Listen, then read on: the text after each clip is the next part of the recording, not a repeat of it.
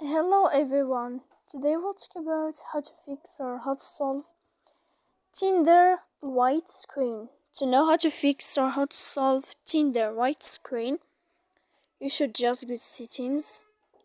Here in this page we click on apps, default apps, app settings. After that, in this list you'll search about the application of Tinder and you will enter.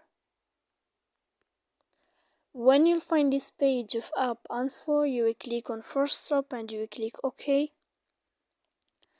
Then you will go to click storage. After that we click clear cache, and in the end you can turn off your Wi-Fi. You will wait a moment and you can turn on your Wi-Fi again. So please don't forget to support us by like and subscribe. See you next time in another video.